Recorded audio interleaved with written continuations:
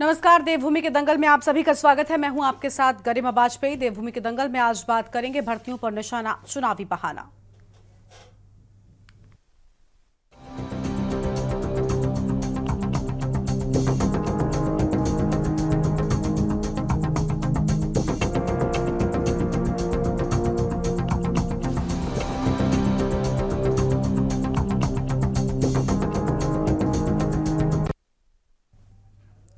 उत्तराखंड में आगामी चुनावों के लिए सभी राजनीतिक दलों ने अपनी तैयारी तेज कर दी है और इसी कड़ी में आज एक और जहां कांग्रेस की बड़ी बैठक आयोजित की गई है, तो वहीं भाजपा ने ऑफलाइन सदस्यता का भी आज से शुभारंभ कर दिया है। भाजपा के प्रदेश अध्यक्ष महेंद्र भट्ट ने कहा कि प्रदेश भर में अब तक 2.5 लाख से ज्यादा सदस्यों को बनाया जा चुका है और पार्टी से ये जुड़ चुके हैं। उन्होंने बताया कि अब ऑनलाइन के साथ ही ऑफलाइन के माध्यम से भी सदस्य बनाए जाएंगे। इस दौरान उन्होंने ये दावा किया कि केदारनाथ के साथ ही नगर निकाय और पंचायत चुनाव में भाजपा भारी बहुमत के साथ में जीत दर्ज करेगी।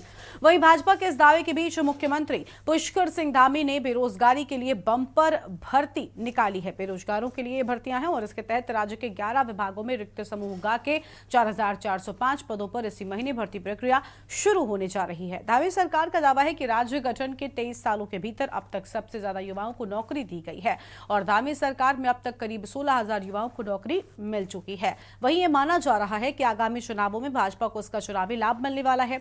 हालांकि सरकार के इस दावे को कांग्रेस ने हवाई बताया है। कांग्रेस का यह कहना है कि सबसे अधिक नौकरियां कांग्रेस शासनकाल में मिली हैं और साथ ही कांग्रेस का कहना है कि वो आगामी चुनाव में जीत को लेकर काफी आश्वस्त हैं। मंगलौर और बद्रीनाथ में हुए उपचुनाव की तरह कांग्रेस केदारनाथ का उपचुनाव भी जीतेगी। आज इन्हीं सब मुद्दों पर करेंगे बातचीत और विस्तार से हमारे साथ में मेहमान भी जुड़ेंगे, लेकिन उससे पहले एक नजर आज की इस खास रिपोर्ट पर डालिए।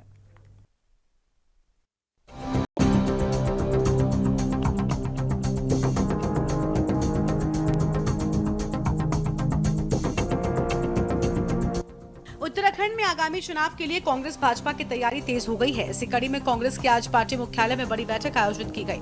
कांग्रेस प्रदेश अध्यक्ष करण महरा की अध्यक्षता में हुई इस बैठक में पार्टी के तमाम कार्यकर्ता और पदाधिकारी मौजूद रहे।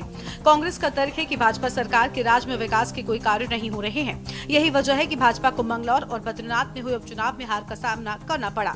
वहीं कांग्रेस का दावा है कि कांग्रेस केदारनाथ उपचुनाव के साथ ही नगर निकाय और पंचायत के चुनावों में भी जीत दर्ज करेगी। कमेटी के प्रदेश अध्यक्ष आदरणीय करण महरा जी ने आज कोऑर्डिनेशन कमेटी की बैठक आहूत की है और जो आने वाले निकायों के चुनाव हैं, पंचायतों के चुनाव हैं, केदारनाथ विधानसभा का उपचुनाव है, इस पर कांग्रेस पार्टी की क्या रणनीति होगी, क्या वरिष्ठ नेताओं के सुझाव होंगे, क्या मार्गदर्शन होगा और भावी कार्यक्रम क्या होंगे, उस पर चिंतन मंथन के लिए ये बैठक आहूत की गई है और सभी वरिष्ठ नेताओं के जो भी सुझाव होंगे, जो भी मार्गदर्शन होगा, उसी पर आगे जो है पार्टी का काम करेगी और रणनीति बनेगी। भाजपा को किस तरीके से इन सभी चुनावों में हराना है, कैसे कांग्रेस का परचम लहराना है।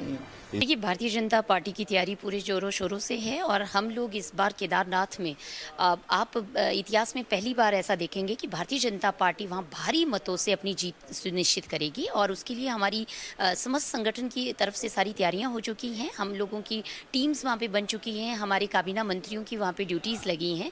प्रत्येक मंडलों पे वो पूरा समीक्षा करेंगे और घर घर जिस प्रकार से हमने भारतीय जनता पार्टी की योजनाओं को पहुँचाया है, उनकी पूरी जो है वो जानकारी लेंगे और कोई भी वंचित अगर है तो उनको भी हम लोग कोशिश कर रहे हैं कि उनको भाजपा से जोड़ें।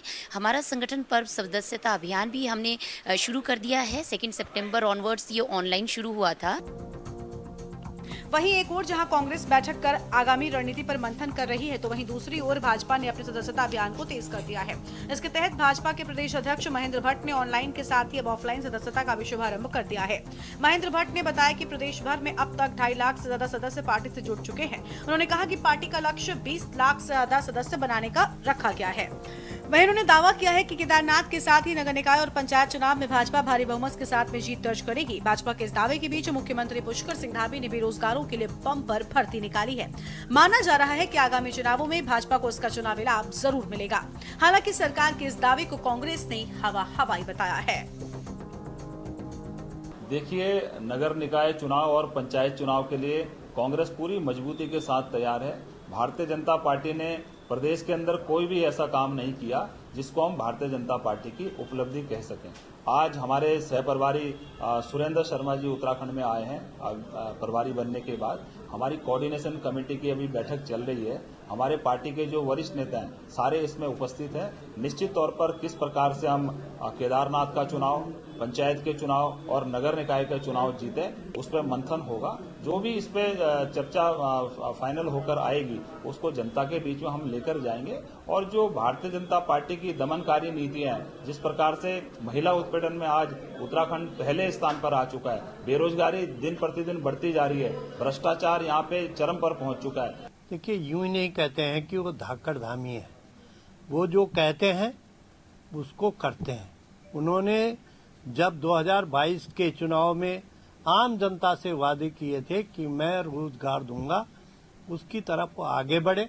अब तक लगभग 18,000 नियुक्तियां पत्र वो स्वयं बांट चुके हैं और अब 4,500 नियुक्ति इसी अगले महीने में वो पूरे होने वाली है। तो निश्चित तौर पर धामी जी की सोच युवाओं के लिए रोजगार सृजन करना, चाहे वो इंडस्ट्रियल समिट हो, चाहे टूरिज्म समिट हो, इसके माध्यम से रोजगार सृजन करने की उनकी जो नीयत है वो साफ दिखती है कि उत्तराखंड के हित में वो जो भी निर्णय ले रहे हैं वो रोजगार के लिए, युवाओं के लिए और आम आदमी के हित में। को तो कोई व्यक्ति कह सकता है, लेकिन सर्वाधिक नियुक्तियां देने वाला अगर कोई मंत्रिमंडल है तो तिवारी जी का मंत्रिमंडल है। पंडित नारायण तिवारी के शासनकाल में सबसे ज्यादा नियुक्तियां हुई और राज्य के निर्माण की बुनियाद रखने का काम भी पंडित नारायण तिवारी जी के ही कार्यकाल में हुआ। ये तो प्रदेश ऐसा है कि यहाँ तो सब लोग होड़ ले रहे हैं कि मेरे कार्यकाल में ज्यादा हुआ है, लेकिन कितने लोगों को नौकरी मिल रही है? हमारे यहाँ रोजगार का साधन था, 4th क्लास के पद कम कर दिए गए, तृतीय श्रेणी में ठेके पे काम हो रहा है। आप इसे और तो और अब तो भाजपा ने नया। कुल मिलाकर राज्य में निकाय चुनाव के साथ ही केदारनाथ चुनाव की तैयारी भी तेज हो गई है। निश्चित ही राज्य की 2 विधानसभा सीटों में उपचुनाव जीतने से कांग्रेस में काफी उत्साह है। यही वजह है कि कांग्रेस निकाय और केदारनाथ उपचुनाव में जीत का दावा कर रही है। सवाल है कि क्या कांग्रेस अति आत्मविश्वास का शिकार तो नहीं हो रही? देखना होगा तमाम तैयारियों के बीच चुनावी दंगल में किसकी जीत होती है। Uttarakhand desk report. और देवभूमि के दंगल में चर्चा की शुरुआत करते हैं। खास मेहमान हमारे साथ में जुड़ रहे हैं। संजीव वर्मा जी हमारे साथ में हैं, प्रदेश प्रवक्ता भारतीय जनता पार्टी की ओर से, और हमारे साथ में रतन मणि ढोभाल जी हैं, राजनीतिक विश्लेषक हैं। संजीव जी के साथ में शुरुआत करते हैं। दोनों मेहमानों का बहुत बहुत स्वागत। आगे और भी मेहमान हमारे साथ में चर्चा में जुड़ते जाएंगे। संजीव जी, देखिए, लगातार बम्पर भर्तियां निकाली जा रही हैं। खुद मुख्यमंत्री ये दावा कर रहे हैं कि अब तक युवाओं को सबसे ज्यादा भर्ती दी गई है, लेकिन विपक्षी संतुष्ट क्यों नहीं नजर आ रहे हैं? और सारी समस्याओं का समाधान, क्योंकि बेरोजगारी एक बड़ी समस्या है, अगर सबसे ज्यादा रोजगार दिए गए तो अब तक की समस्या खत्म क्यों नहीं हुई या फिर कम क्यों नहीं हुई? खत्म तो मैं बहुत दूर की बात कर रही हूँ। देखिए, मैं बारी बारी आपके बात का जवाब देता हूँ। उत्तराखंड आज सबसे जो बेरोजगारी दर है वो उत्तराखंड में सबसे न्यूनतम है और सबसे ज्यादा सरकारी नौकरी देने वाली जो सरकार है, माननीय पुष्कर सिंह धामी जी की सरकार है, जिसने एक अल्पकाल में 18,000 सरकारी नियुक्तियां दी हैं। 4405 सरकारी जो भर्ती के प्रक्रिया इसी माह या इस माह के अंत तक आरंभ कर दी जाएगी। तो यदि हम दोनों का योग करते हैं तो लगभग 22,000 से अधिक सरकारी नौकरी देने वाला उत्तराखंड ये एक तरह से हम इसको बोले तो पहला स्टेट होगा। और यदि पिछले जब से उत्तराखंड राज्य बना है तो जब से अभी तक की यदि हम गणना करते हैं तो उसमें भी एक मैक्सिमाइज नंबर मैंने पुष्कर सिंह धामी जी की सरकार में ये होगा। और आप किसी भी क्षेत्र में देख लें, माननीय मुख्यमंत्री श्री पुष्कर सिंह धामी जी जो युवा हैं, कर्मठ हैं और अपनी बात पर अडिग रहते हैं, जो बोलना है वो करना है, और एक यही सब जो गुण है वो उनको एक लोकप्रिय मुख्यमंत्री के रूप में स्थापित करते हैं। और इसी वजह से अभी जो पूरे देश भर में लोकप्रिय मुख्यमंत्री की श्रेणी में उनको एक स्थान उन्होंने जो प्राप्त किया है। चाहे हम यूसीसी की बात करें, जो अभी देखिए अब 2022 का जो हमारा विधानसभा का चुनाव था उसमें उन्होंने जनता के साथ जितने वायदे किए थे उनको अक्षरशः पूर्ण किया है। चाहे हम यूसीसी की बात करें तो यूसीसी का ड्राफ्ट लाने वाला उत्तराखंड पहला राज्य बना है। कठोर धर्मांतरण कानून लाने वाला उत्तराखंड पहला राज्य बना है। किसानों को उनका गन्ना मूल्य इंस्टेंटली पेराई सीजन में भुगतान करने वाला उत्तराखंड पहला ऐसा राज्य बना है। कठोर धर्मांतरण कानून की बात मैंने करी और साथ में नकल विरोधी कानून कठोरतम लाने वाला उत्तराखंड पहला ऐसा राज्य बना है, जिसका एक बहुत अच्छा सद परिणाम ये सामने देखने को मिला है। जो हमारे युवा परीक्षाएं देता था और सारी परीक्षाएं नकल माफियाओं की भेंट चढ़ जाती थी, वो नकल माफिया उत्तराखंड में इस कदर हावी था कि सभी की जो मेहनत है उसके ऊपर लगातार पानी फेर रहा था और युवाओं के मन से एक विश्वास का जो भाव होता है पूरी तरह से काफूर हो चुका था। आज माननीय मुख्यमंत्री श्री पुष्कर सिंह धामी जी जब से अब नकल विरोधी कानून उन्होंने यहाँ पर लागू किया है, आज युवाओं के अंदर विश्वास जागृत हुआ है। आज हमारा युवा 4-4, 5-5 परीक्षाओं में एक साथ पास हो रहा है। उसके पास कई सारे ऑप्शन है कि मैं इस भर्ती में जाऊं, उस भर्ती में जाऊं, ये नौकरी ज्वाइन करूं या वो नौकरी ज्वाइन करूं। तो मैं सोचता एक विश्वास का जो भाव पहली बार यहाँ पर जागृत हुआ है। और आप किसी भी क्षेत्र में देख लें, चाहे शिक्षा के क्षेत्र में देखें, स्वास्थ्य के क्षेत्र में देखें, चाहे मजबूत इंफ्रास्ट्रक्चर के क्षेत्र में देखें, किसानों के क्षेत्र में देखें, मातृशक्ति, युवा और रोजगार और स्वरोजगार का तो एक तरह से मैं सोचता हूँ एक नए कीर्तिमान जिस तरह से स्थापित हुए हैं। और स्वरोजगार की दिशा में भी यदि हम बात करते हैं तो मजबूत होम स्टे का जो एक बड़ा स्ट्रक्चर हमने पूरे उत्तराखंड भर में स्थापित किया है, जहां माननीय प्रधानमंत्री जी ने कहा था कि जॉब सीकर नहीं बल्कि जॉब गिवर की भूमिका में आए, तो उत्तराखंड के युवाओं ने माननीय प्रधानमंत्री जी की बातों का पूरा अनुसरण किया, उनकी बातों का सम्मान किया और होम स्टे की योजना में अपने आप को ढालने का काम किया। जहां हमारा युवा अन्यत्र दूसरे प्रदेशों में ये रोजगार की तलाश में जाया करते थे, उन्होंने अपने गांव खेत खलियानों की उनकी देखभाल भी करने का निर्णय लिया और अपने ही क्षेत्र में रहकर होम स्टे आरंभ किए, जो अपने आप को भी तो रोजगार दे रहे हैं, साथ में स्थानीय 5-10 युवाओं को भी रोजगार दे रहे हैं। और साथ ही जिस तरह से अभी विगत दिनों इन्वेस्टर समिट यहाँ पर संपन्न हुआ, जिसमें लगभग 3.5 लाख करोड़ रुपए का जो MOU साइन हुए थे, उसमें 91,000 करोड़ के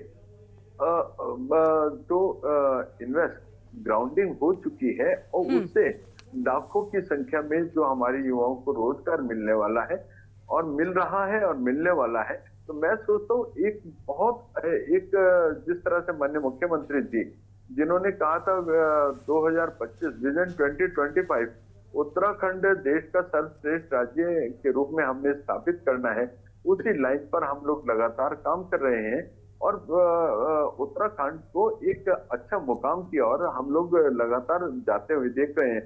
वहीं यदि आप कांग्रेस की बात करते हैं तो कांग्रेस केवल चलती फिरती झूठ की दुकान और विकास से इनका दूर से दूर तक कोई लेना देना कभी रहा नहीं है।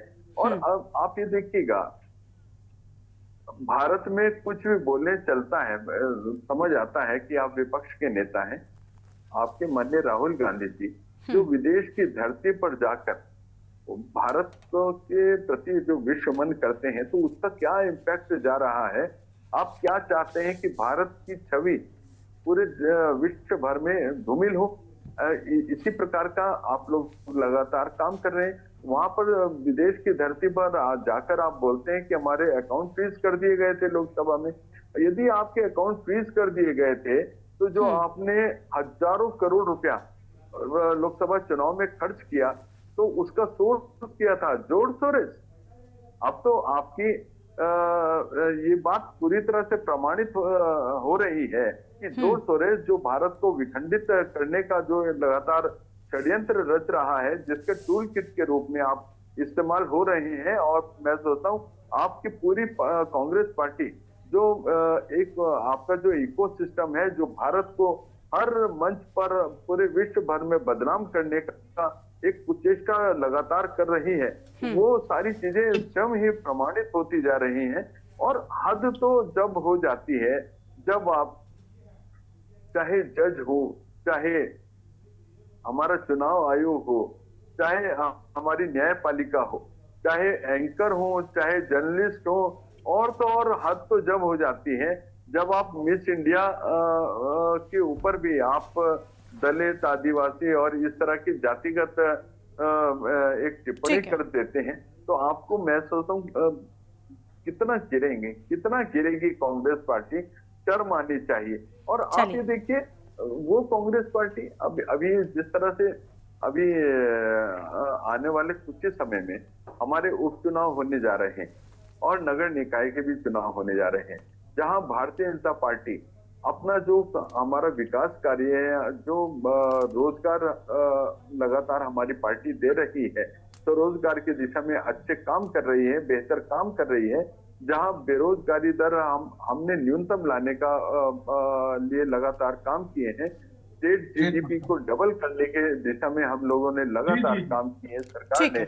वहीं कांग्रेस पार्टी, जिनके अंदर अंतर कला का आलम ये है, अंतर कला का आलम ये है कि अभी हरक सिंह रावत और हरीश रावत जी आपस में जैसे एक द्वंद्व युद्ध इन लोगों के बीच में चल रहा था, और अभी जिसके ऊपर प्रीतम सिंह जी ने एक टिप्पणी करी थी कि रावतों की आपस की लड़ाई जब एक मुकाम तक पहुंचेगी उसके बाद ही कोई टिप्पणी कर सकते हैं।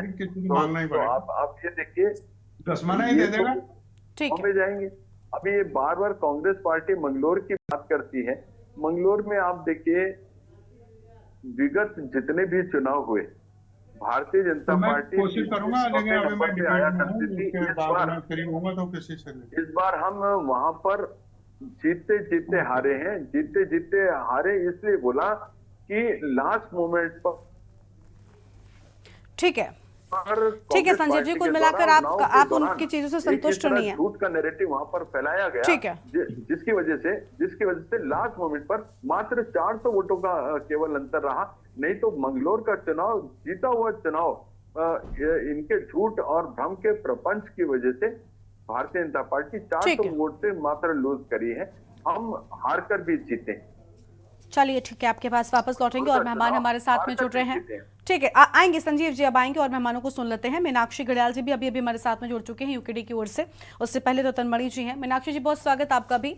रतन मणि जी की राय को जानते हैं, उसके बाद आएंगे आपके पास में। रतन मणि जी, क्या लग रहा है, देखिए भर्ती प्रक्रिया की शुरुआत हो उससे पहले ही राजनीतिक प्रक्रियाएं तो शुरू हो चुकी हैं और राजनीति शुरू हो चुकी है। राजनीतिक दलों की ओर से क्या इतना भी संजीदगा व्यवहार की उम्मीद नहीं रखी जा सकती कि भर्ती प्रक्रिया, अभी तो सिर्फ ऐलान हुआ है, शुरुआत भी नहीं हुई, लेकिन उसके पहले ही चुनावी जो कहते हैं ना कि फायदा होगा अगर भर्ती प्रक्रिया आई, उस पर बातचीत होनी शुरू हो चुकी है। इसको आप किस तरीके से देख रहे हैं?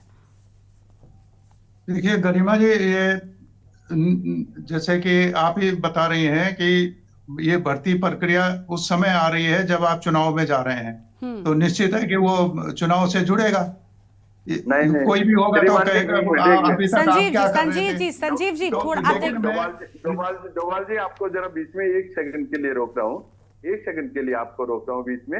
आपने कहा ये भर्ती प्रक्रिया उस समय आ रही है जब उपचुनाव का समय आ गया। 18,000 नौकरियां हमने उस समय दी है जिस समय उपचुनाव का दूर से दूर तक कोई अता पता भी था नहीं। तो आप कृपया करके उपचुनाव से इसको जोड़ के मत देखिएगा। देखिए, आप कह रहे हैं, मैं उससे नहीं कर रहा हूं, लेकिन ये जो आप 18,000 और 20,000 कर रहे हैं, ये कहीं भर्तियां होनी भी चाहिए। आपने ऐसी भर्तियां की हैं, मैं जब उस पर ये कहूंगा, जो प्राइवेट इंडस्ट्री प्लेसमेंट होता है, जो मेयर सब उससे जो प्लेसमेंट होता है, वो उसके भी प्रमाण पत्र मुख्यमंत्री दे रहे हैं, जो ठेकेदारों की भर्तियां हो रही हैं, तो उसको भी आप नौकरी मान रहे हैं। सरकारी नौकरी होती है। अरे सरकारी नौकरी। संजीव जी देखिए, आपस में ऐसे डिबेट नहीं करनी है, पहले उनको कंप्लीट करने दीजिए, उसके बाद में आप बोलिएगा। संजीव जी, प्रवक्ता है आप, राजनीतिक कांग्रेस के प्रवक्ता है। इससे कांग्रेस का मेरा क्या मतलब है? संजीव जी क्यों झूठ बोल रहे हैं श्रीमान जी? संजीव जी शांत हो जाइए। ऐसे आपस में अगर आप एक एक पॉइंट पर काउंटर करेंगे तो नहीं ठीक है ना। आप आरटीआई डालिए विभागों हाँ ठीक के है अंदर, संजीव जी आपको सुनाई नहीं दे रहा है? संजीव जी सुनेंगे प्लीज आपको शांत हो पैसेंजरों जाइए। का सुनने का तब ना। संजीव जी वही बात- प्लीज। संजीव जी देखिए अभी आप बोल चुके हैं, मैंने काफी वक्त दिया, अब उनको बोल लेने दीजिए। जो चीजें आपको गलत लगती है काउंटर करना है आप उसके बाद कीजिएगा। नहीं सर देखिए लीजिए मैंने कि इस आपको विभाग 7 से में 8 हमने मिनट इतनी कवर भर्तियां किया। की हैं। ठीक है संजीव जी प्लीज आप शांत रहेंगे, अभी बिल्कुल नहीं बोलेंगे। 18,000 और 24,000 रतन आप मणि बात जी, कर आप रहे शुरू हैं। कीजिए। आप 4,405 भर्तियों का कह रहे हैं और वो अभी बम्पर कह रहे हैं। मैं तो इस बात से भी एग्री नहीं करता, ये बम्पर ठीक है कैसे सर, हो गया? अब बोलिए, मैं बोले। आपके सामने अगर ये बात है, सरकार के तमाम कोशिशों के बावजूद, मैं ये नहीं कह रहा हूं कि सरकार कोशिश नहीं कर रही है, तमाम कोशिशों के बावजूद कि वो रोजगार उपलब्ध वो हो नहीं रहे हैं और राज्य में पलायन की गति और बढ़ रही है।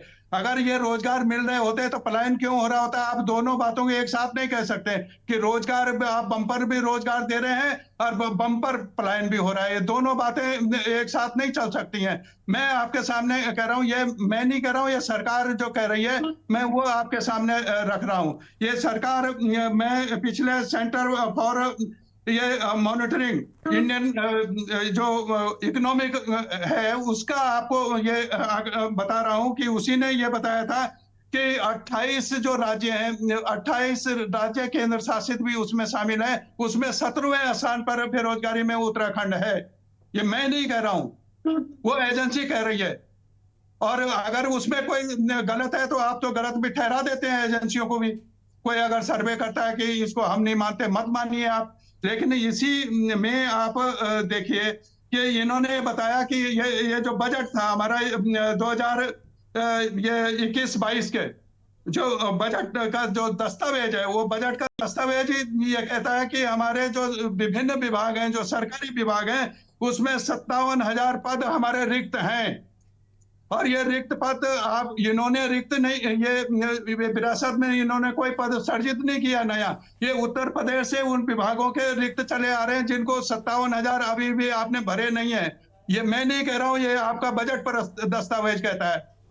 आप कैसे कह रहे हैं कि हम ये सब कर रहे हैं? दूसरे मैं जो कुछ चीज आप अब इसी दस्तावेज में मैं जो सर्वे का जो आंकड़ा है वो आपको बताने कोशिश कर रहा हूं कि जो माध्यमिक शिक्षा विभाग है वो उसमें 7,899 पद रिक्त हैं। आपके प्राथमिक शिक्षा विभाग में 4,184 पद रिक्त हैं। और इसी तरह जो चिकित्सा और लोक सेवा विभाग है उसमें भी 3 से 4,000 पद रिक्त हैं। और आप कह रहे हैं कि हम बम्पर भर्ती कर रहे हैं, बम्पर रोजगार दे रहे हैं।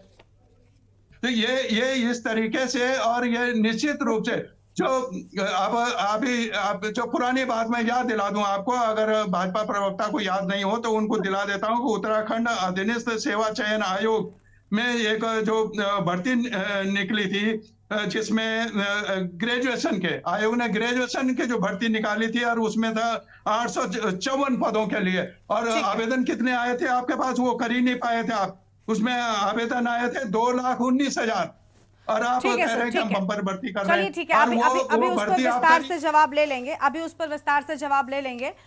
ठीक है, हमारे साथ में राजेंद्र चौधरी जी भी अभी भी जुड़ चुके हैं, प्रदेश महामंत्री कांग्रेस पार्टी की ओर से। बहुत स्वागत सर आपका भी। आपके साथ में चर्चा को हम आगे बढ़ाएंगे, लेकिन उससे पहले देवभूमि के दंगल में एक छोटे से ब्रेक के लिए आप रुकते हैं, कहीं हो जाएगा, फौरन लौटेंगे। आप देख रहे हैं के न्यूज, खबरों का सारथी।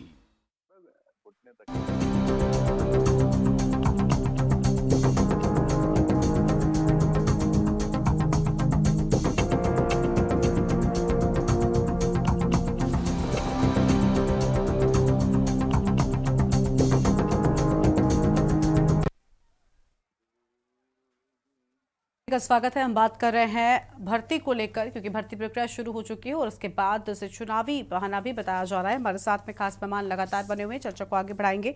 राजेंद्र चौधरी जी हमारे साथ में जुड़ चुके हैं, अभी भी प्रदेश महामंत्री हैं कांग्रेस पार्टी की ओर से। बहुत स्वागत सर आपका। राजेंद्र जी, भर्तियों की बात जैसे ही सामने आई, विपक्षियों ने इस बात को पकड़ लिया और उनका कहना है कि चुनाव से डर लग रहा था, इसलिए चुनाव से पहले ये बीजेपी जो है वो दांव खेलने वाली है।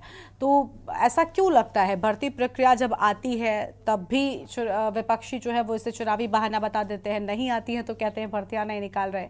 तो आखिर क्या चाहते हैं विपक्षी? नहीं, भर्तियां करना गरिमा जी और भर्तियां निकालना दोनों अलग अलग चीजें। पिछले 7 वर्षों में उत्तराखंड के युवाओं के साथ जितना अन्याय इस सरकार ने किया, किसी ने नहीं किया। मैं आपके चैनल के माध्यम से कहना चाहूंगा, ऐसी कोई भर्ती नहीं है सिवाय पीसीएस के जिसमें जो है गड़बड़ ना हुई हो, जिसका पेपर लीक ना हुआ हो। यहाँ तक के जो पीसीएस जे थे उसकी जो मार्किंग थी उसका भी मैं अखबार में पढ़ रहा था, उसमें भी कुछ दिक्कतें थी। मैं कह रहा हूँ हम चाहते हैं उत्तराखंड के युवाओं को न्याय मिले, उन्हें नौकरी मिले और बॉबी पवार जैसे हजारों लाखों बच्चों को, युवाओं को, बेरोजगारों को सड़क पे ना आना पड़े। लेकिन इस सरकार की प्राथमिकता में नौकरी, न्याय, किसान की फसल, महिला की सुरक्षा, प्रदेश का विकास इनका एजेंडा नहीं है। इनका एजेंडा मजार, मुसलमान, गाय, गोबर, फलाना धिकड़ा। जब इनका काम इन सब चीजों से चल रहा है तो इन्हें क्या जरूरत है, क्या नाम जो है, किसी को नौकरी देने की? मोदी जी ने तो हर बात को कह दिया, वो तो जुमला था, 15 लाख का जुमला, 2 करोड़ का जुमला। 36% से ज्यादा पीएसयू बेच दिए। उत्तराखंड राज्य में मैं आपको बताना चाहूंगा, मैंने आपके चैनल पे पहले भी कहा है, आज उत्तराखंड राज्य पे 1 लाख करोड़ का कर्ज है जो 2017 में 42,870 था। इस सरकार ने वो कर्ज 2.5 गुना कर दिया। मार्च 2022 में वो 87,890 था। तो इस सरकार की प्राथमिकता है कहाँ? नौकरी। और जितने भी घोटाले हो रहे, चाहे उसमें वो रावत जी हों, चाहे इनके ब्लॉक अध्यक्ष हों, चाहे इनके कोई बड़े नेता हों, सब पेपर लीक में भाजपा के वरिष्ठ नेताओं की संलिप्तता रही है और वो बिना सरकार के सहयोग के संभव नहीं है। हम तो स्वागत करेंगे अगर ये युवाओं को रोजगार दें, वरना 27 में हम आ ही रहे हैं, हमें करना पड़ेगा सारा काम। चलिए ठीक है, कॉन्फिडेंस आपका अच्छा है और होना भी चाहिए, कम से कम आत्मविश्वास बरकरार रहेगा तो राहें जो है वो आसान हो जाती हैं। ठीक है राजेंद्र जी, लौटेंगे आपके पास में। मीनाक्षी घड़ियाल जी को सुन लेते हैं, हमारे साथ में केंद्रीय प्रवक्ता है यूकेडी की ओर से। मैम बहुत स्वागत आपका भी। मीनाक्षी जी, क्या चल रहा है प्रदेश में? भर्तियां निकली ही कि राजनीति शुरू हो गई है? जी देखिए, वही ये बात तो पहले भी बोल दी गई है प्रवक्ताओं द्वारा कि भर्ती निकालना और भर्ती करना 2 अलग चीजें हैं। अच्छा। यदि जिस तरह की ये बातें करते हैं कि हमने इससे पहले भी 18,000 भर्तियां निकाली, तो आखिर वो कौन बच्चे हैं जो सड़कों पे भटक रहे हैं? आखिर वो कौन बच्चे हैं जो बेरोजगार संघ बनाकर आंदोलन कर रहे हैं? वो कौन बच्चे हैं जो जिन्हें चुनाव लड़ना पड़ रहा है ताकि वो नीतियां बना सकें बेरोजगारों के लिए? तो इनकी जो बोलने वाली बातें हैं और जो करने वाली बातें हैं, दोनों ही अलग चीजें हैं। और जिस तरह का ये चुनाव को लेके, देखिए ये बात सच है कि इनको चुनाव, पहले तो इन्होंने चुनाव जो है, निकाय चुनाव की मैं बात कर रही हूँ, 1 साल डिले किया। ठीक है, 1 साल डिले करने का, क्योंकि हम इनका डर जानते हैं, इन्होंने राज्य में कुछ किया नहीं है जिसका इन्हें डर है कि भाई अब 1 साल के अंदर कुछ ना कुछ ऐसा कर दो इमीडिएटली कि चुनाव पे फर्क ना पड़े, क्योंकि जनता तो इन्हें नकार चुकी है पूरी तरह। कई जगह पे इनको विरोध भी झेलने को मिल रहा है। तो इन्होंने कोशिश की कि हम इस तरह का एक शगुफा छोड़ें, इसका भर्तियों का शगुफा छोड़ें, जिसकी वजह से हमारे चुनाव में कम से कम कुछ उछाल आ जाए। लेकिन सच्चाई ये है कि ये कोई नई भर्तियां इन्होंने सृजित नहीं की हैं। ये भर्तियां तो इनको बहुत पहले कर देनी चाहिए थी। जो पद खाली पड़े हैं वहां पे ये भर्तियां इन्हें पहले कर देनी चाहिए थी। लेकिन ये लोग उसकी तरफ ध्यान ना देने की बजाय ये लोग बेसिकली चुनावी मोड में रहते हैं। कभी इनके लोकसभा के चुनाव होते हैं, कभी इनकी बरसातें शुरू हो जाती हैं, कभी राज्य में आपदा आ रही है जिस कारण ये नहीं कर पा रहे हैं चुनाव। तो ये सारी चीजें जो है ये बहाने हैं इनके। और आज मैं ये कहूंगी कि अगर ये जिस तरह से पॉपुलेशन हमारी बढ़ रही है उस हिसाब से इनको भर्तियां निकालनी जो चाहिए थी, वो भर्तियां तो ये इन्होंने अपने पिछले कार्यकाल में निकाली ही नहीं है। ठीक है। जिस तरह से पॉपुलेशन बढ़ा है उस तरह की भर्तियां इन्होंने निकाली नहीं है। और आज भी ये जो भर्तियां निकाली हैं, सबसे पहले तो जो पेपर लीक इनके हो रहे हैं, इन सब में इनको नीतियां बनानी चाहिए, जो कानून ये दिखावे के लिए बनाते हैं उसको धरातल पे लाना चाहिए। तो सिर्फ ये बोल देना कि हमने भर्तियां निकाली हैं, ये मुझे नहीं लगता कि एक इनका जो झूठ है उसका ही एक हिस्सा है, बाकी इससे ज्यादा कुछ नहीं है। चलिए ठीक है, संजीव जी से जवाब ले लेते हैं आखिर में। संजीव जी, हर किसी को झूठ लग रहा है और सबसे बड़ी बात है कि टाइमिंग का खेल सर बहुत मैटर करता है, और आप क्या कहते हैं ना, उपचुनाव से पहले अगर आप इस तरीके के काम करेंगे तो फिर ये कहीं ना कहीं बहला फुसला कर अपनी तरफ खींचने की बात हो गई। और ये बिल्कुल ठीक बात है कि अगर आपकी ओर से ये दावा किया जा रहा है, मुख्यमंत्री कह रहे हैं कि हमने तो अब तक के सबसे गठन के बाद, राज्य गठन के बाद से अब तक सबसे ज़्यादा युवाओं को हमने रोजगार दे दिया, तो सर ये जो बेरोजगारी का मुद्दा जिसका तस बना हुआ है, कैसे बना हुआ है? अगर ऐसा हुआ होता तो आज बेरोजगारी बहुत कम होती, जो नहीं हुई है। अभी भी बेरोजगार जो है वो लगातार आंदोलन करते रहते हैं, एक के बाद एक हम देखते हैं सड़कों पर नजर आते रहते हैं। आखिर ये कैसे?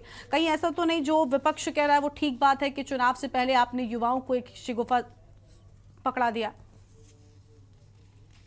गरिमा जी, देखिए, विपक्ष का काम केवल और केवल झूठ बोलना, भ्रम का एक नैरेटिव डेवलप करना, इनका काम केवल और केवल एक गुमराह करना मात्र है। विकास का इनके पास न कोई रोड मैप था, न है, और न ही भविष्य में विकास किसे कहते हैं? आप पहले इसे एक्सप्लेन कर दीजिए, विकास किसे कहते हैं? क्योंकि मैडम जरा बीच में सबसे पहले तो आप लोग मीनाक्षी जी सुन लीजिए। मीनाक्षी जी ठीक है, सुनते हैं उनको, सुनते हैं। अपनी बारी में मैं समझना चाह रही हूँ कि आप विकास किसे कहते हैं। समझाऊंगा मैं वही कह रही हूँ, अभी मैं देहरादून की सड़क समझाऊं। अरे मैडम समझाऊंगा ना, शांत रहिए, जरा शांत रहिए, समझाऊंगा मैं।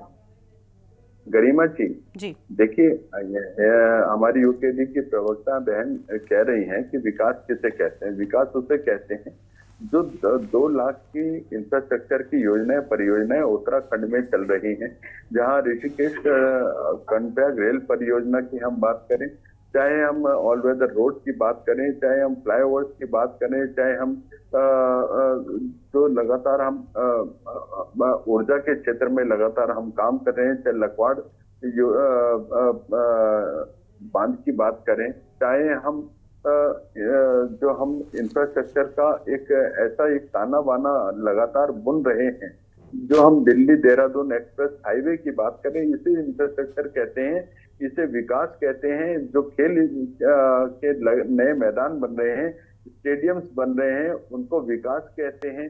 जो स्वास्थ्य का एक लगातार एक मजबूत इंफ्रास्ट्रक्चर हम उत्तराखंड में डेवलप कर रहे हैं, उसको विकास कहते हैं। जो शिक्षा का एक महत्वपूर्ण इंफ्रास्ट्रक्चर हमने यहाँ पर डेवलप किया है, उसको विकास कहते हैं। और आपको विकास देखना की आदत डालनी पड़ेगी, क्योंकि भारतीय जनता पार्टी की जहां जहां सरकार होती है वहां पर विकास आपको देखने को मिलेगा।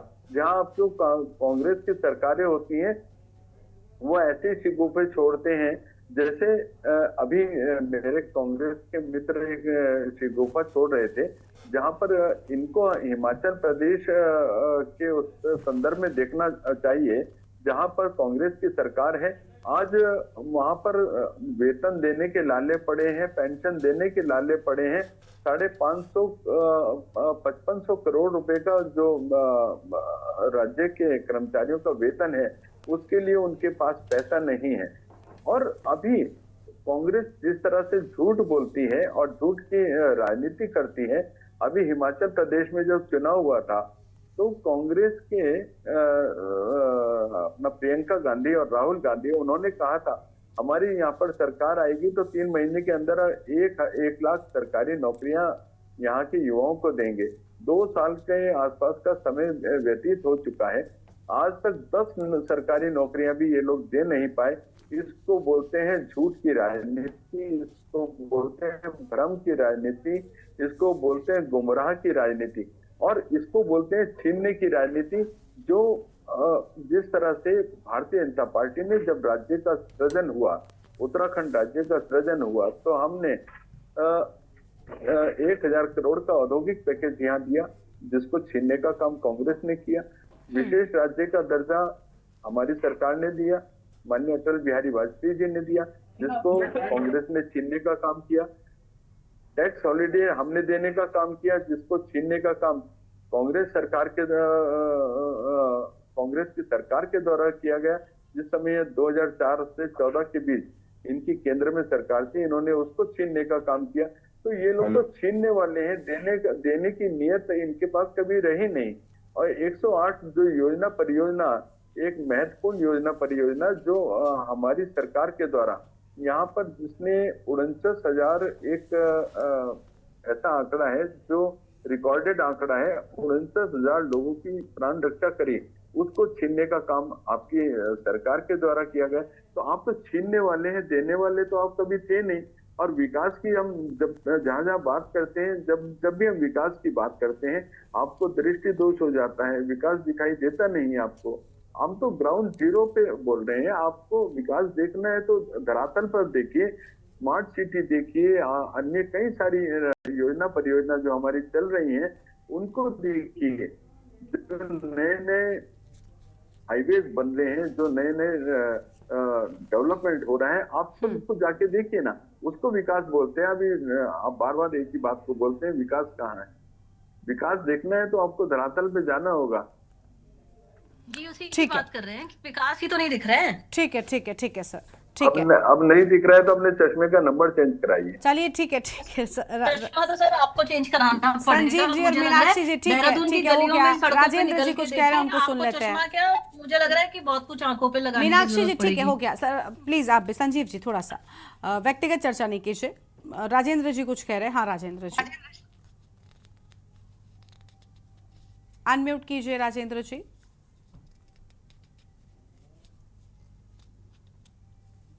राजेंद्र जी आवाज मिल रही है आपको?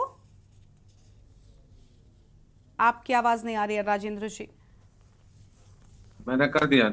हाँ जी बोलिए। मैं संजीव भाई, मैं आपकी बात को बहुत शालीनता से मैंने ध्यान से सुना और बहुत शालीनता से मैं आपको जवाब देना चाहता हूँ।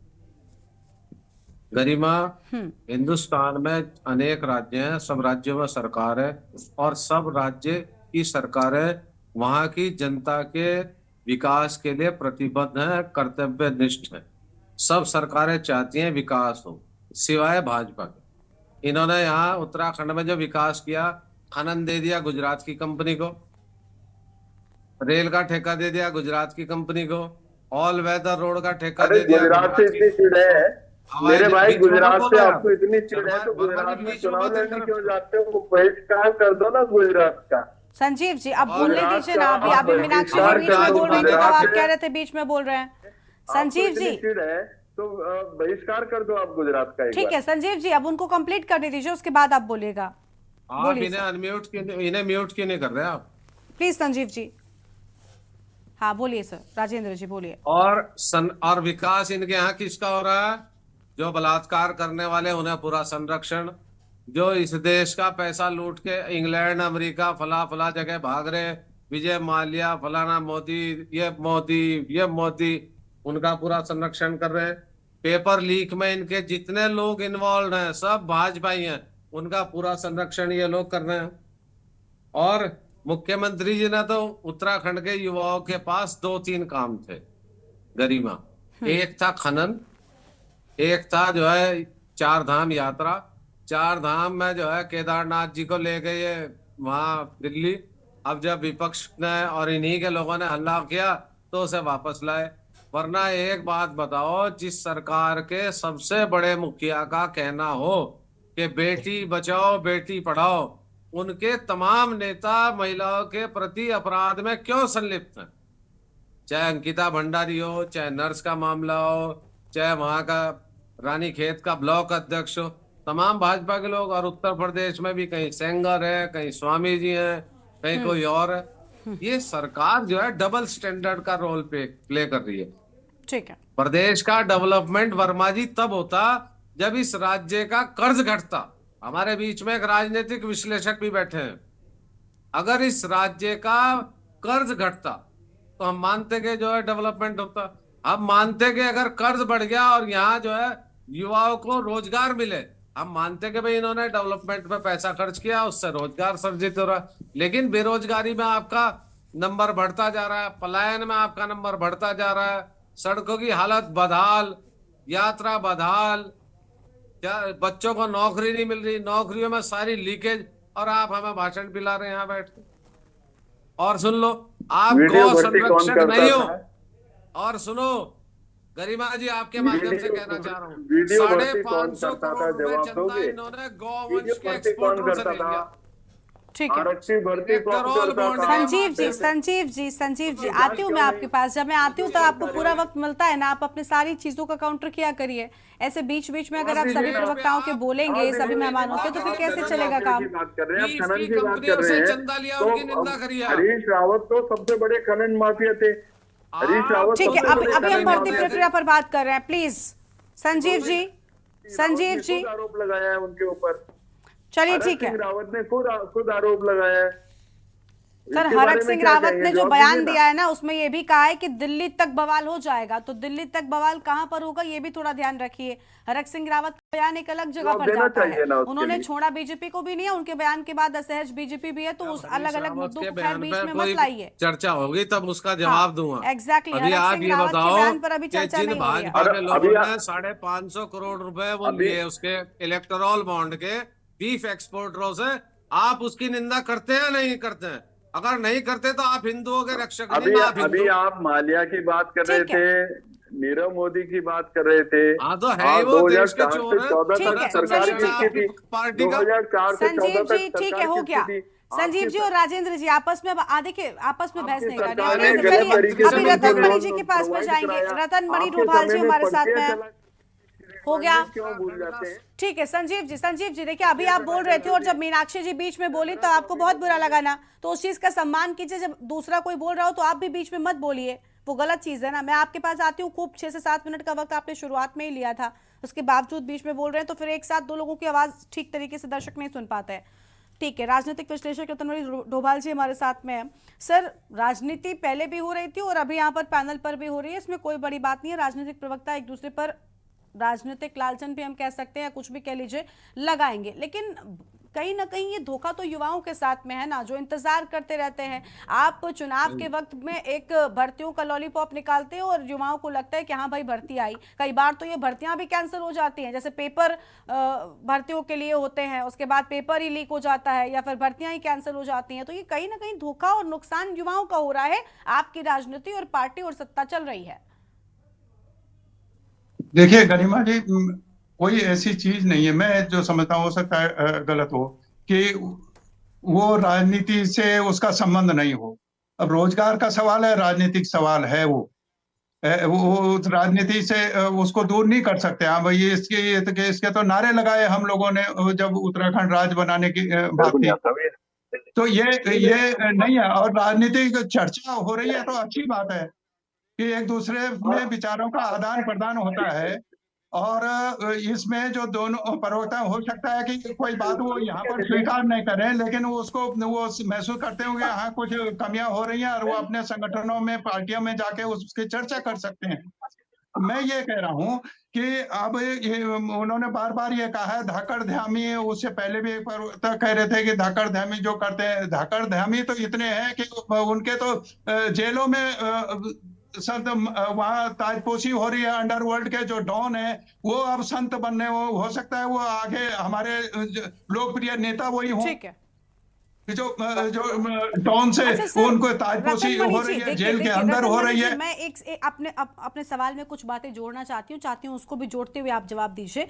अच्छा ये बताइए कि अभी देखिए सत्ता में फिलहाल के लिए बीजेपी है, ऐसा नहीं है कि कांग्रेस नहीं रही है, या ऐसा नहीं है कि कांग्रेस जब रही तो कांग्रेस ने बिल्कुल रोजगारों की एकदम बौछार लगा दी थी। अगर तब भी ऐसा हुआ होता तो आज ये स्थिति नहीं यही होती। बात तो कांग्रेस ये से करते सभी थे। दलों के लिए है जो आप कह रहे हैं। यही बात कांग्रेस से करते थे। हाँ। कोई और यूकेटी के होते तो उससे भी ये बात करते। नहीं राजेंद्र जी, देखिए ये आप कह नहीं सकते। एक बार मीनाक्षी जी ये बात कह सकते हैं क्योंकि यूकेटी सत्ता में नहीं रही, लेकिन कांग्रेस बीजेपी को तो सत्ता ने मौका दिया ना जनता ने सत्ता में आने का।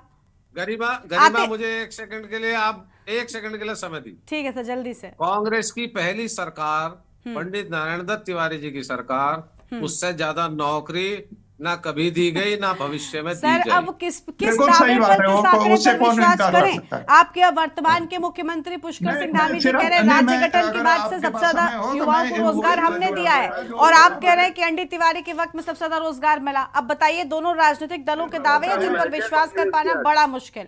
मैंने आपको आंकड़े देके बताया कि ठीक है। आपके हमारे यहाँ पहले भी मैं शायद आपको बता चुका हूँ कि 1067 विद्यालय आपके बंद हो गए उत्तराखंड में। और इसी में अभी जो भर्तियों की आप बात कर रहे हैं विभागों में, ये भर्तियों में ये सरकार का आंकड़ा मेरा नहीं है कि माध्यमिक शिक्षा विभाग में 7,899 पद रिक्त हैं और प्राथमिक शिक्षा में 4,184 पद रिक्त हैं और चिकित्सा और एवं लोक सेवा, ये जो लोक चिकित्सा है स्वास्थ्य सेवा, उसमें भी 3 से 4 हजार पद रिक्त हैं। ये तो मैं मोटा मोटा बता रहा हूँ। और इसी में जो रिपोर्ट है सरकार की भी, सरकार खुद मान रही है, सरकार का बजट दस्तावेज कह रहा है कि हमारे पास 57,000 रिक्त पद हैं जो विभिन्न विभागों में सर्जित है, वो उत्तर प्रदेश से। आपने कोई सर्जित नया पद नहीं किया उत्तराखंड बनने के बाद कि किसी ने, लेकिन आप वो 57 भी नहीं भर रहे हैं। आप 4,000 भर्ती करने के आपने सगोपा छोड़ा है जब आप चुनाव में जा रहे हैं और उसी को कह रहे हैं कि हमने बम्पर भर्तियां निकाल दी हैं। अरे और इसी में प्लान बन रहा है राज्य में, ये कह रहा हूँ। नहीं तो ये अभी चुनाव से पहले युवाओं तक अगर जानकारी जाएगी और चुनाव से पहले इस तरीके की चर्चा शुरू होगी तो कहा तो जाएगा ना संजीव जी। समझिए, अगर चुनाव से पहले इस तरीके की चर्चा, हाँ ठीक है, चलिए ठीक है, अभी दोनों लोग रुक जाइए। अब कांग्रेस के प्रवक्ता है राजेंद्र जी, उनको सुन लेते हैं। राजेंद्र जी, अभी आप कह रहे थे कि बस 1 मिनट का वक्त दे दो, लेकिन आपने भी एक आंकड़ा पेश कर दिया, संजीव जी भी कह रहे थे, और अभी फिलहाल वर्तमान के आपके मुख्यमंत्री पुष्कर सिंह धामी जी का ये नया दावा है कि राज्य गठन के बाद सबसे ज्यादा रोजगार देने का अगर किसी ने काम किया है तो वो उनकी सरकार ने। अब किसकी बात पर विश्वास किया जाए, या फिर जनता जो सड़कों पर निकलकर रोजगार मांग रही है, कह रही है पार्टियों से कि भाई हमें रोजगार दीजिए, उस पर विश्वास करें?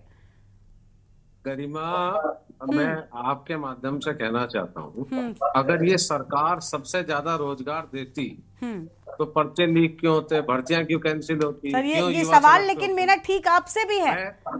मैं आपसे एक बात कहना चाहूंगा, आपकी सरकार की आपने कौन सी कार्यवाही करी, उस बात का जवाब दीजिए। जब आपकी सरकार में पर्चे लीक होते थे, भर्तियों में नकल माफिया हावी होते थे, आपने उनके ऊपर कौन सी कार्यवाही करी? संजीव जी, मैं सवाल पूछ रही हूँ, संजीव जी मैं पूछ रही हूँ, मैंने पूछा, उनको बोलने तो दीजिए। अब आप भी सवाल पूछेंगे तो फिर कैसे होगा, या फिर जब मैं आपके पास आऊँ तब आप पूछिएगा? वही करी है। रुक जाइए। आज आलम ये है कि नकल माफिया उत्तराखंड छोड़कर पूरी तरह से, ठीक है संजीव जी, सुन लिया आपका सवाल, सुन लिया। अब संजीव जी प्लीज थोड़ी देर शांत रहिएगा, जवाब तो लीजिए कम से कम उनसे। राजेंद्र जी बोलिए, बोलिए जल्दी से प्लीज। संजीव जी, हो गया। गरिमा जी देखिए, जब से नकल विरोधी कानून, संजीव जी ये बहुत गलत बात है। मैं आपको हर बार टोक रही हूँ, और जब भी कोई प्रवक्ता या कोई मेहमान बोलता है आप बीच में शुरू हो जाते हैं, गलत बात है। और आप बोलते हैं तब आपको बिल्कुल पसंद नहीं आता कि कोई बीच में बोले। मैं हर बार आपको टोक रही हूँ, ये गलत बात है ना। आप इन्हें म्यूट कीजिए प्लीज संजीव जी, प्लीज इस बात का थोड़ा सा कम से कम, मैं बार बार आपको टोक रही हूँ। आपके पास आऊंगी, पूरा वक्त होगा, आप चाहे जिसके बात का काउंटर कीजिएगा। अभी सुनिए राजेंद्र जी को, आपका सवाल मैंने ले लिया, राजेंद्र जी आपने भी सुन लिया होगा, और जोड़ते जाइएगा उस सवाल को। गरिमा, मेरा कहना यह है कि जब उत्तराखंड राज्य बना तो हरिद्वार जिले में लोगों की एक ऐसी भावना थी कि हम इस उत्तराखंड राज्य से अलग रहें। उस समय हमारे जैसे लोगों ने बहुत प्रयास किया और उसका रिजल्ट भी आया। पहली निर्वाचित सरकार में हमारे यहाँ सबसे ज्यादा औद्योगिकरण हुआ, सबसे ज्यादा युवाओं को भर्ती हुई, सबसे ज्यादा नौकरियां मिली, टीचर बने, पुलिस में गए, फॉरेस्ट में गए, अध्यापक बने, पीसीएस बने, तमाम विभागों में बच्चों को नौकरियां मिली और लोगों में एक विश्वास पैदा हुआ कि हाँ, अगर हम उत्तर प्रदेश में जाते तो शायद हमारी इतना विकास ना होता। तिवारी जी की जो कांग्रेस की पहली सरकार थी, उसका 10,000 करोड़ का टारगेट था इन्वेस्टमेंट का, जो 1,70,000 करोड़ तक पहुंचा। उन्होंने किताब लिखी 10,000 करोड़, और जब इन्वेस्टमेंट 20,000 हो गया तो उसे 20,000 करनी पड़ी, फिर 40,000, फिर उसे 1,70,000 करोड़ चला गया। जब राज्य में कोई इन्वेस्टमेंट नहीं है, 57,000 नौकरियां, अभी बड़े भाई डोभाल जी बता रहे थे, खाली रिक्त पद पड़े हैं। पिछले 7 साल में ऐसा कोई पेपर नहीं है जो लीक ना हुआ हो, तो युवाओं को रोजगार कैसे मिल गया? मेरी समझ में यही बात नहीं आ रही। अक्सर जो है डिबेट होती है, डिबेट में कहते हैं विकास हो गया, फलाना हो गया, नौकरी होगी। मेरी समझ में नहीं आ रहा, सारी नौकरियों के तो पेपर लीक हो गए, सारी परीक्षाओं के पेपर लीक हो गए, भर्तियां चलिए। हो नहीं रही, तो आखिर रोजगार दे किसे रहे हैं? ये गुजरात का आंकड़ा जोड़ रहे हैं। चलिए मैं जल्दी से सुनिए, ये- अब बहुत कम वक्त है। राजेंद्र जी एक छोटी सी अंतिम प्रतिक्रिया उनकी ले लेते हैं। संजीव जी बताइए, रोजगार आप किसको दे रहे हैं? विपक्ष सवाल तो उठा ही रहा है, लेकिन आम जनता भी पूछ रही है। बहुत कम शब्दों मैं में। एक आप गरिमा जी, हाँ। मैं एक जेन्युइन बात कहूंगा। हाँ सर, जल्दी से। आप भूल जाइए 1 मिनट के लिए कि हम विपक्ष हैं। हाँ, हम इस उत्तराखंड राज्य के मूल नागरिक हैं। बिल्कुल। हम चाहते हैं कि जो भी सरकार हो, चाहे हमारी हो या विपक्ष की हो, वो इस राज्य की बेहतरी के लिए काम करे। यही मूल भावना, इसी वजह से तो उत्तराखंड राज्य का गठन किया गया था कि यहाँ के लोगों का पलायन रुके, यहाँ के पहाड़ का विकास हो, यहाँ के युवाओं को नौकरी मिले, यहाँ आर्थिक आखानंद आए। हम तो चाहते हैं इररेस्पेक्टिव ऑफ ठीक है, चलिए अब जल्दी से जवाब तो ले लीजिए उनका। संजीव जी प्लीज बहुत कम शब्दों में जल्दी से। जवाब नहीं है ये तो, जब तक राजेंद्र नहीं जी हो बताएंगे गया, अब कि संजीव जी को सुन लीजिए। हो गया, बोलिए संजीव जी। निंदा करता हूँ मैं, संजीव इनके जी, किसी बोलिए। सवाल का, किसी जवाब का मैं संतुष्ट नहीं होऊंगा इनसे। ठीक है सर, सुनिए तो अब ये पहले से डिसाइड थोड़ी किया जा सकता है। चलिए आप इलेक्ट्रल बॉन्ड की बात कर रहे हैं, वो हिंदू नहीं। अब राजेंद्र जी प्लीज, राजेंद्र जी प्लीज शांत हो जाइए। 25% इलेक्ट्रल बॉन्ड का 25% मिला और विपक्ष को 75% गौवंश काटने वालों से ले लिया। का जवाब दीजिए। आप 75% का जवाब दीजिए। आपके अब एक दूसरे से सवाल जवाब करते रहिएगा। ठीक है, वक्त बहुत कम है। बहुत शुक्रिया आप सभी का हमारे साथ जुड़ने के लिए, चर्चा में आने के लिए। देखिए इसीलिए कहते हैं कि कम से कम जवाब दीजिए तो एक दूसरे को संतुष्टि मिले। लेकिन आप अगर पहले से ही ये सुनिश्चित करके बैठे हैं कि इस जवाब से हम संतुष्ट नहीं होंगे तो अलग बात है। अब भर्ती प्रक्रिया आ चुकी है, लेकिन ये पूरी होती है कि नहीं देखना बहुत अहम होगा। देवभूमि के दंगल में आज इतना ही। तमाम बड़ी खबरों के लिए आप देखते रहिए के न्यूज़ इंडिया। नमस्कार।